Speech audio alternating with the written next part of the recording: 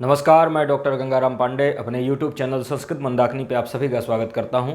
हम लोग अजंत पुल्लिंग प्रकरण पढ़ रहे थे और अजंत पुल्लिंग प्रकरण में पिछली जो कक्षा हुई थी वो रामात रामात रामाभ्याम रामेभ्यः यहाँ तक हम लोग पढ़ चुके थे। आज की जो हमारी कक्षा है इसके बाद षष्ठी में आएंगे, मतलब षष्ठी विभक्ति, और रामस रामयोः रामाणाम और रामे रामयोः रामेषु, इनको हम लोग सिद्ध करेंगे। तो ये जो इसके पहले तक ये जो सूत्र लिखा है यहाँ पर ओसिचा सूत्र के पहले तक, मतलब वाह अवसाने, इस सूत्र तक हमारी कक्षा हो चुकी थी। आज का हमारा जो सूत्र है जिसको हम पढ़ेंगे वो सूत्र है ओसिचा जो सूत्र है ये सूत्र भी एक तो विधायक सूत्र है।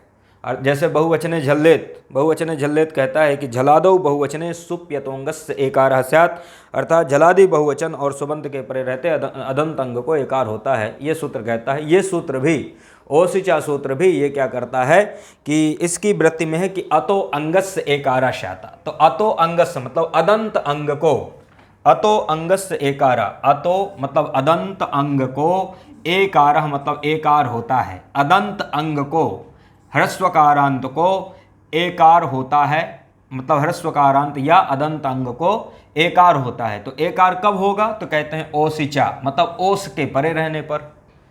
ओसी कैसा है? ये ओसी सप्तम्यंत पद है, चा अव्यय पद है। यहां पर अतोभिस ऐसे अत और बहुवचने झल्लेत से एत की अनुवृत्ति आती है। तो इसका अर्थ ये है कि अतो अंगस्य का मतलब होता है, अत मतलब अदंत अंग, अतो मतलब अदंत अंग को एकार होता है, क्या परे रहते? ओसिचा मतलब ओस के परे रहते, क्योंकि ये क्या है? सप्तम्यंत पद है, तो इसके परे रहते। तो इसका अर्थ लगा लेना कि अदंत अंग को एकार होता है ओस के परे रहने पर। तो ये तो ठीक है, ये सूत्र ऐसा ये कहता है। इसके पहले जैसे रामस्य बनाना है तो रामस्य में क्या कर देना है कि राम शब्द है और राम शब्द से ये षष्ठी के एक वचन में है, तो राम शब्द से विभक्ति क्या आएगी? गस, क्योंकि गस ओस आम, इस प्रकार से इसकी विभक्ति आती है। तो गस ओस आम, तो राम गस और राम गस में क्या होता है कि बाकी वही पूर्ववत सारे सूत्र लग जाएंगे, मतलब जो प्रातिपदिक संज्ञा करने वाला, प्रातिपदिक संज्ञा करने के बाद ज्ञाप प्रातिपदिकात् प्रत्यय परश्च सुपो धातु प्रातिपदिकयोः सुपहा द्वयकयोर दो वचनैक वचने, ये सारे सूत्र लग जाएंगे। इसके बाद क्या कर देना है कि राम गस और गस को टागसी गसामीनाथ स्याह, जो सूत्र है टागसी गसामीनाथ स्याह सूत्र को हम पढ़ चुके हैं। इसको मैंने बतला दिया था कि ये सूत्र क्या करता है कि टा गसी गसाम इन आत स्याह, मतलब टा गसी और गस को क्रम से इन आत स्या ये आदेश करते हैं। तो यहाँ पर जैसे टा को इन होता है, गस को आत होता है और गस को क्या होगा? स्या। तो यहाँ पर गस के स्थान पर क्या हो जाएगा? स्या, और मिला दोगे तो क्या बन जाएगा? रामस्य। ऐसा है, इस यहाँ पर बहुत ज़्यादा वो नहीं है।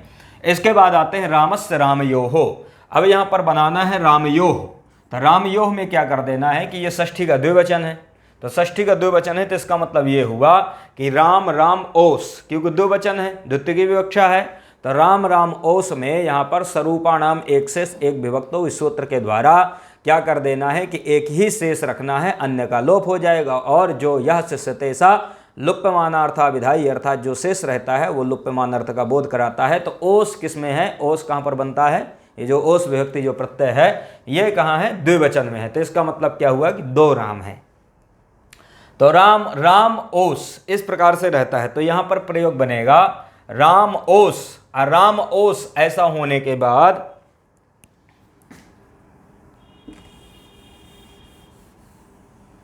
देखो राम शब्द से क्या कर देना है? राम ओस, राम ओस होने के बाद, ओस कहां? षष्ठी के द्विवचन में। राम ओस ऐसा बनने के बाद फिर यहां पर क्या कर दो कि ये जो सूत्र है ओसिचा सूत्र है, ओसिचा सूत्र कहता है कि अतो अंगस्य एकारा से अदंत अंग को एकार होता है ओस के परे रहने पर। तो अदंत अंग कौन है? राम में मकार उत्तरवर्ती यकार अदंत अंग कौन है? क्योंकि यस्मात् प्रत्यय विधिस तदादि प्रत्यंगम से इसकी अंग संज्ञा किए हैं। तो अदंत अंग कौन हुआ? राम, राम का मकार उत्तरवर्ती यकार, और अदंत अंग से परे कौन है? ओस है। तो अदंत अंग को क्या होता है? एकार होता है। जब इससे एकार हो जाएगा तो बन जाएगा रामे ओस। ये सूत्र एकार करता है यहाँ पर। तो रामेओस, रामेभ्या में हर्षो नद्या, वो बहुवचन जल्देत करता है, रामेभ्या बनता है। ओसिचा सूत्र जो हो तो यहाँ पर क्या कर देगा, अदंत अंग को एक तो कर देगा, तो रामेओस, रामेओस। रामेओस बनने के बाद फिर यहाँ पर क्या कर देना है कि रामेओस और रामेओस ऐसा बनने के बाद रामओस, हाँ ठीक है, रामओस। और यहाँ पर रामोस में भी क्या होता है कि यहाँ पर वृद्धि आदि गुणा से गुण प्राप्त होता है, और गुण होने के बाद यहाँ पर वृद्धि रेच से वृद्धि भी प्राप्त है, उसको बाध करके ये सूत्र लगता है ओसिचा, और ये अदंत अंग को एकार कर देता तो बन जाता है रामेओस। रामेओस बनने के बाद यहाँ पर देखो एचो एवा यावह एक सूत्र है, एचो एवा यावह। एचो एवा यावह सूत्र क्या करता है, एचो अयवा यावह, ये सूत्र क्या कर देना है, इस सूत्र से यहाँ पर एचो एवा यावह, यहाँ अचपरे है ही, ओस का ओ है, तो यहाँ पर राम्य में जो ए है तो ए को क्या होता है आय, ए को अय, ओ को औ, ऐ को आय, औ को आओ, इस प्रकार से ये सूत्र आदेश करता है। तो यहाँ पर ए रामे में ए है तो ए को क्या हो जाएगा आय, ऐसा आदेश हो जाएगा, ए को आय, ये इस प्रकार से हो जाएगा। तो राम आय ओस, राम आय ओस, इस प्रकार से बनेगा।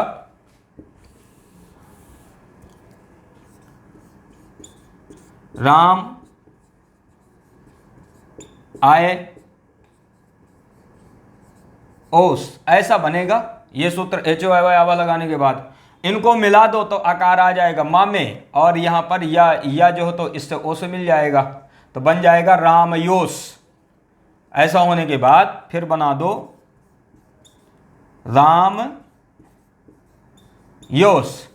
रामयोस में फिर क्या होगा, ये जो सा है, सा को सज्जसो रू से रू, और खरवसानी और विसर्जनीय से विसर्ग, तो सस जसो रू से यहाँ पर सा को रू कर देना, रू में ओकार की संज्ञा रा बचेगा, और रा को खरवसानी और विसर्जनीय से विसर्ग कर दोगे तो बन जाएगा रामयोहो। ये ऐसे बनाना है रामयो। तो रामस्य रामयोहो, और इसके बाद क्या बनाना है रामाणाम। तो अब यहाँ आएगा षष्ठी विभक्ति के बहुवचन में बनता है रामाणाम। रामाणाम में क्या कर देना है, अब यहाँ पर देखो ये षष्ठी का बहुवचन है, तो इसका मतलब क्या हुआ कि बहुत सारे राम हुए, तो राम राम राम, और इसके बाद गस ओस आम। तो विभक्ति क्या आएगी, षष्ठी के बहुवचन में विभक्ति राम शब्द से क्या लाना है आम, तो सरूपाणाम एक से विभक्तों के द्वारा एक ही शेष रहेगा, अन्न का लोप हो जाएगा, तो प्रयोग बनेगा राम आम।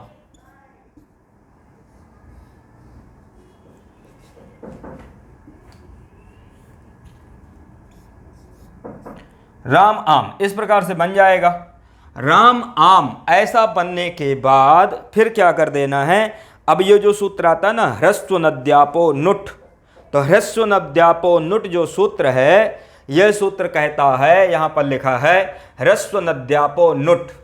यह सूत्र क्या करता है, नुडागम करता है, मतलब नुड का आगम होता है इससे। तो ये कहता है नुडागम किस परिस्थिति में होता है, इनकी अपनी क्या शर्तें हैं, तो ह्रस्व नद्यापो नुट। यह कहता है इसकी वृत्ति में कि ह्रस्वांतात नद्यंतात आवंताच अंगात परस्य आमो नुडागमः, ये इतनी चीजें कहता है। क्या कहता है कि पहले ह्रस्वांत अंग हो या ह्रस्वांत अंग हो, अथवा नद्यंत हो अथवा आवंत हो, तो ह्रस्वांत अंग, नद्यंत अंग और आवंत अंग, ह्रस्वांत अंग, नद्यंत और आवंत अंग, इनसे परे आम को नुट का आगम होता है। तो ह्रस्वांत अंग हो, नद्यंत अंग हो या आवंत अंग से परे परस्य आमो, आम को नुडागम होता है। तो ह्रस्व मतलब ह्रस्वांत, ह्रस्वांत अंग, नद्यापो नदी आपो, तो नद्यापो नदी मतलब नद्यंत अंग या आपो मतलब आवंत अंग। नद्यंत ह्रस्वांत मतलब ह्रस्व हो, तो ह्रस्वांत अंग हो, या नद्यंत मतलब यूस्त्राख्यो नदी, ईदूदंतो नित्य स्त्रीलिंगो नदी संज्ञो विस्ता, यह सूत्र जो तो नदी संज्ञा करता है। तो ईदू दंतो मतलब दीर्घ ईकार दीर्घ उकार, ठीक है। तो इसकी क्या होती है, नित्य स्त्रीलिंग में हो तो नदी संज्ञा होती थी। ईदू दंतो नित्य स्त्रीलिंगौ नदी संज्ञा उस्ता, तो ये हो गया नद्यंत अंग। और फिर क्या हो, या तो आबंत हो, ऐसे अंग से परस्य मतलब परे, ऐसे अंग से परे, आमो मतलब ऐसे अंग से परे यदि आम हो तो उसको नुडागम अर्थात नुड का आगम होता है। क्या होता है, नुट का आगम होता है। सूत्र कौन है, ह्रस्व नद्यापो नुट। तो ह्रस्व नद्यापो नुट कहता है कि या तो ह्रस्वांत अंग हो या नद्यंत अंग हो या आवंत अंग हो, तो इससे परे यदि आम है तो उसको नुट का आगम होता है। ये कौन कहता है, ह्रस्व नद्यापो नुट, ऐसा ये कहता है। तो सूत्र लग गया, सूत्र की वृत्ति भी लग गई, मतलब वृत्ति का अर्थ भी समझ में आ गया। अब यहां पर देखते हैं कहां, राम आम में। अब राम आम में इसको घटाना है, तो राम आम में क्या है, देखो ह्रस्व, या तो ह्रस्वांत अंग हो या नद्यंत तो या आवंत हो। यहां पर क्या है, राम, और राम का माँ क्या है, ये ह्रस्व है। राम का जो माँ है ये कैसा है, ह्रस्व है। तो यहां पर अंग संज्ञा यस्मात् प्रत्यय विधिस्तदादि प्रत्यंगम से किए ही हैं इसकी, तो अंग संज्ञा होने से तो राम कैसा हुआ, यहां पर ह्रस्वांत अंग हुआ। राम कैसा है यहां पर, ह्रस्वांत अंग हो, क्योंकि ये तीन है, एक तो या तो ह्रस्वांत अंग हो या नद्यंत अंग हो या आवंत अंग हो। तो राम कैसा है यहां पर, ह्रस्वांत अंग है। ह्रस्वांत अंग से परे कौन है, आम है। आम को क्या हो जाएगा, नुड आगम हो जाएगा, अर्थात नुट का आगम हो जाएगा, ऐसा है। नुट में क्या होता है कि टकार की संज्ञा उकार की संज्ञा केवल ना बचता है, केवल क्या बचेगा यहां पर, ना बचेगा। टकार नकार की संज्ञा क्या बचेगा, केवल ना बचेगा। अब ये जो नुट का आगम है, ये आगम आम के पहले होगा कि आम के बाद में होगा, समझ में आया। ये जो नुट आगम है ये आम के पहले लगेगा या आम के बाद लगेगा। तो एक सूत्र है आद्यंतौ टकितौ, आद्यंतौ टकितौ है ना, आद्यंतौ टकितौ तितकितौ यस्योक्तौ तस्य क्रमाद आद्यंतौ इस्ता है। इस प्रकार से इसकी वृत्ति है आद्यंतौ टकितौ की।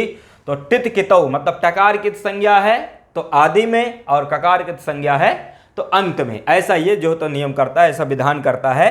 तो यहां पर क्या है, टित है मतलब टकार की संज्ञा है, तो इसका मतलब ये हुआ कि आद्यंतौ टकितौ के नियम से, इस सूत्र के विधान से, ये जो नुट का आगम है ये आम के पहले होगा। किसके पहले होगा, आम के पहले। जब आम के पहले होगा तो क्या बनेगा, राम ना आम, राम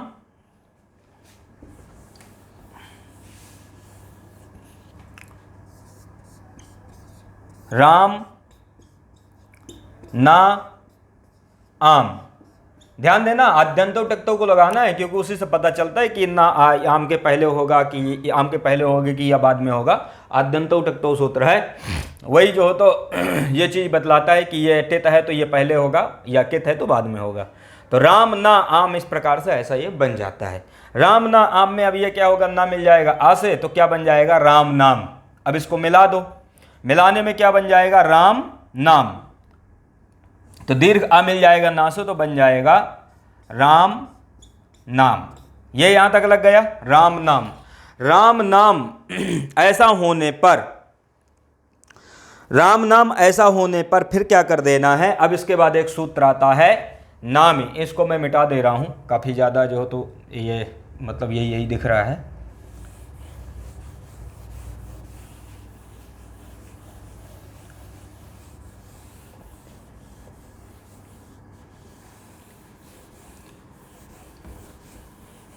तो राम नाम बनने के बाद अब एक सूत्र आता है नामी। नामी केवल इतना ही सूत्र है, नामी सूत्र है। और नामी का मतलब यह नहीं कि ना आम, ऐसा नहीं है, बल्कि ये मतलब निषेध नहीं है, निषेध नहीं करता, बल्कि ये कहता है, नामी कहता है, नामी क्या है, सप्तम्यंत पद है। नामी सप्तम्यंत केवल एक ही पद है, मतलब यह है कि नामी मतलब नाम के परे होने पर, इसीलिए इसका सप्तमी में प्रयोग किए कि नामी मतलब नाम के परे होने पर। नामी का मतलब होता नाम के परे होने पर, क्योंकि ये सप्तम्यंत पद है नामी। तो नाम के परे होने पर अजंतांगस्य दीर्घा, इसकी वृत्ति में है कि अजंतांगस्य दीर्घा, केवल इतना ही है वृत्ति में कि अजंत अंग से मतलब अजंत अंग को दीर्घ होता है। केवल ये इतना कहता है, नामी सूत्र कहता है कि अजंत अंग को दीर्घ होता है, अजंत अंग से दीर्घा। अपने से लगा लेना है कि नाम के परे होने पर, अर्थात नाम के परे होने पर अजंत अंग को दीर्घ होता है। तो देखो यहां पर नाम परे है, परे मतलब बाद, तो नाम परे है तो अजंत अंग कौन हुआ? राम का मकार उत्तरवर्ती यकार, क्या हुआ? अजंत अंग हुआ। इसको कर दो दीर्घ। जब इस सूत्र से दीर्घ कर दोगे तो प्रयोग बनेगा राम रामा नाम, प्रयोग बनेगा रामा नाम। रामा नाम ऐसा बनने के बाद, रामा नाम बनने के बाद अटकुपवांग नुम्ब व्यवायपी, अटकुपवांग नुम्ब व्यवायपी, इस सूत्र से क्या कर दो? रामा नाम में नकार को कर दो लकार, ना को क्या कर दो? अटकुपवांग नुम्ब व्यवायपी से अट कुपवांग, ये सूत्र है, बड़ा सूत्र है। तो अटकुपवांग नुम व्यवायपी से क्या कर दो? नकार को लकार कर दो। तो नकार को लकार कर दोगे तो प्रयोग बन जाएगा रामाणाम। ऐसे बना लेना है रामाणाम। तो ये लग गया, रामाणाम भी बन गया। इसी तरह से श्यामा नाम, बालका नाम, ये प्रयोग भी बन जाएंगे। तो रामस्य रामयोः रामाणाम, यहाँ तक हम लोगों ने लगा लिया, रामस्य रामयोः रामाणाम। तो ये स्पेशली आपको ध्यान देना है कि ये एंट्रेंस में पूछा जाता है, जो कॉम्पिटिटिव एग्जाम होते हैं, कि रामाणाम में किस सूत्र के द्वारा दीर्घ हुआ है। तो किस सूत्र के द्वारा दीर्घ हुआ है? नामी सूत्र के द्वारा दीर्घ है। और नकार को लकार किससे हुआ है? अटकुपवांग नुम व्यवायपी से। तो इसको ध्यान रखना है। रामाणाम, रामस्य रामयोः रामाणाम, ये हो गया षष्ठी विभक्ति। अब इसके बाद आते हैं सप्तमी में। तो सप्तमी में क्या होता है ना कि रामे रामयोः रामेषु, ये सप्तमी में बनते हैं कि रामे रामयोः रामेषु। तो रामे रामयोः रामेषु, तो यहाँ पर क्या कर देना है सप्तमी में कि राम शब्द है और राम शब्द से सप्तमी के एक वचन में विभक्ति क्या है? गी। ठीक है, सप्तमी के एक वचन में क्या आएगा? गी। और गी में क्या कर देना है? गकार की संज्ञा। गी में गकार की संज्ञा क्या बचेगा? केवल ई। गकार की संज्ञा करोगे तो बचेगा केवल ई। ई बनने के बाद राम ई, यहां पर आद गुणा से क्या कर दो? गुण कर दो। आद गुणा से जब गुण कर दोगे तो क्या बन जाएगा? रामे। आद गुणा से गुण, अवर्ण से परे, तो क्या हो जाएगा? गुण कर दोगे तो बन जाएगा रामे। इस प्रकार से ये है, केवल इतना है यहां पर। रामे रामयोः रामेषु, इसके बाद रामयोः बनाना है। तो रामयोः में क्या कर देना? रामयोः, रामे रामयोः, ये षष्ठी और सप्तमी दोनों जगह बनते हैं द्विवचन में। तो रामयोः में जैसे अपन षष्ठी में बनाए थे वैसे यहां पर कर देना, ओसिचा के द्वारा यहां पर क्या कर देना? एत तो कर देना। तो रामे ओश, रामे ओस, और एचो अवश्य अवादेश, राम ऐ ओश, रामयोस, सकार का सजोरो से रू, और खरवसानी और विसर्जनिया से विसर्ग, रामयोः। तो रामे रामयोः, इसके बाद आते हैं रामेषु। आज हम मतलब ये राम शब्द आज पूरे हुए, यहाँ पर राम शब्द की प्रक्रिया पूरी हो गई। इसके बाद सप्तमी के बहुवचन में बनाना है रामेषु।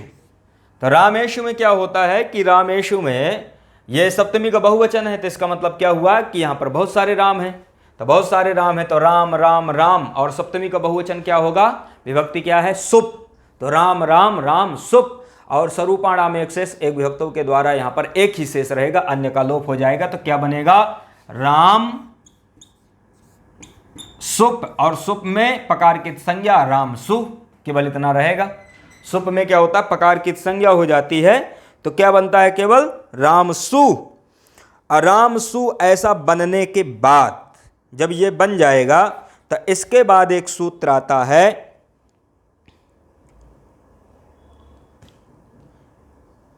रामसु, है ना। रामसु बनने के बाद फिर इसके बाद एक सूत्र आता है बहुवचने झल्लेत। अब बहुवचने झल्लेत, इस सूत्र को हम पढ़े थे जब रामेभ्या बनाए थे कि झलादि बहुवचन के परे रहने पर, झलादि बहुवचन सुख के परे रहने पर अदंत अंग को एक एकार होता है, एक तो होता है। तो झलादि बहुवचन सुख परे है, अदंत अंग कौन है? राम का मकार उत्तरवर्ती आकार, इसको क्या हो जाएगा? ए। तो बनेगा रामेषु, ऐसा हो जाएगा। क्या बनेगा? रामेषु। रामेषु बनने के बाद फिर एक सूत्र आता है आदेश प्रत्ययोः। आदेश, आदेश प्रत्ययोः।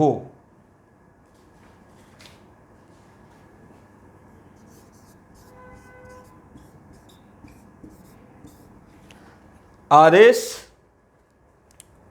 प्रत्ययोः, प्रत्ययोः, आदेश प्रत्ययोः, आदेश प्रत्ययोः।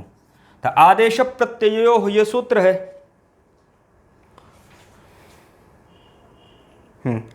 आदेश प्रत्ययोः ये सूत्र है, बहुत महत्वपूर्ण सूत्र है। ये क्या करते हैं ना, मूर्धन्य सत्व का विधान करता है, अर्थात मूर्धन्य शकार का इसके स्थान पर, ये जो दंत सा है, इस दंत सकार के स्थान पर मूर्धन्य शकार का क्या करेगा, विधान करेगा। ये वाला सूत्र पूछा भी जाता है कि रामेश में किस सूत्र के द्वारा दंत सकार को मूर्धन्य सकार हुआ है। आपको ध्यान रखना है, आदेश प्रत्ययोः सूत्र है। ये क्या करता है, सत्व का अर्थात मूर्धन्य शकार का विधान करता है। तो ये सूत्र कहता क्या है, ये सूत्र कहता है कि इणकुभ्याम परस्य अपदान्तस्य आदेशस्य, इणकुभ्याम परस्य अपदान्तस्य आदेशस्य प्रत्यय अवयवश्च यह सह तस्य मूर्धन्य आदेशः, ऐसा ये कहता है। तो यहां पर क्या कर देना है, एक सूत्र है इणकोहो और एक सूत्र है अपदान्तस्य मूर्धन्य। इन सूत्र का अधिकार आता है, इणकोहो और अपदान्तस्य मूर्धन्य का यहां पर अधिकार है। ऐसा अधिकार करके फिर इसका अर्थ कर देना है कि इणकुभ्याम, इणकुभ्याम का मतलब होता है, इण मतलब इण